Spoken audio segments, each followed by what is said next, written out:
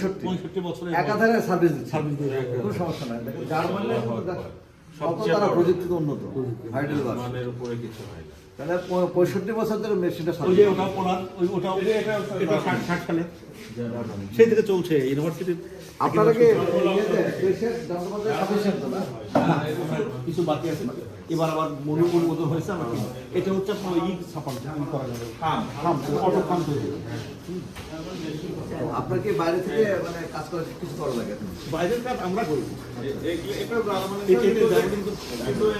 আমি আজকে রাজশাহী বিশ্ববিদ্যালয়, বাংলাদেশের দ্বিতীয় বৃহত্তম বিশ্ববিদ্যালয়, ঐতিহ্যবাহী বিশ্ববিদ্যালয়, আন্দোলন সংগ্রামে যে বিশ্ববিদ্যালয় অনেক খ্যাতি আছে, সে বিশ্ববিদ্যালয় আজকে লাইব্রেরিতে আসছি, লাইব্রেরির পরিদর্শনে।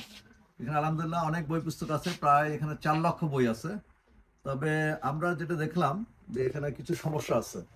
এই 4 লক্ষ বা 4.5 লক্ষ যে বই আছে, এর বেশিরভাগ বই কিন্তু মানে এডিশনগুলো পুরাতন, রিসেন্ট এডিশনের বই খুব কম। এরপর রাজশাহী বিশ্ববিদ্যালয়ে 30,000-এর বেশি ছাত্রছাত্রী আছে, সেই হিসাবে এখানে অবকাঠামোগত আরো উন্নয়ন দরকার, আরো স্পেস দরকার। মাত্র 400টা এখানে আছে, মানে আসন সংখ্যা আছে। এখানে প্রায় 30,000 ছাত্রছাত্রীর জন্য 400 আসন, এটা খুবই সীমিত। এই জন্য আমরা কর্তৃপক্ষ, ইউজিসি এবং বিশ্ববিদ্যালয় প্রশাসনকে আমরা দাবি জানাবো যে রাজশাহী বিশ্ববিদ্যালয়কে আরো মানে একাডেমিক এবং গবেষণার জন্য আরো স্পেস বাড়ানো দরকার, এবং রিসেন্ট যে সমস্ত মানে লেটেস্ট যে বই পুস্তকগুলো আর কি এডিশন, এগুলো নিয়ে আসা দরকার। এবং আসন সংখ্যা বৃদ্ধি করবেন, বই পুস্তক আরো বৃদ্ধি করবেন, এবং গবেষণার জন্য অ্যাডভান্স বই পুস্তক তারা রাখবেন। এবং রিসেন্ট যে সমস্ত জার্নাল আছে বিভিন্ন বিষয়ের উপর, জার্নালগুলোকে এখানে নিয়ে আসার ব্যবস্থা করবেন।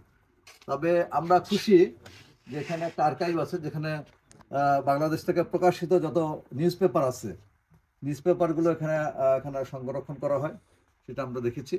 এটা আমাদের ভালো লেগেছে, যেটা আর্কাইভ থেকে যে কেউ যে কোনো দিনের রেফারেন্স হিসেবে তারা পত্রপত্রিকা দ্বারা নিতে পারবেন, পড়তে পারবেন।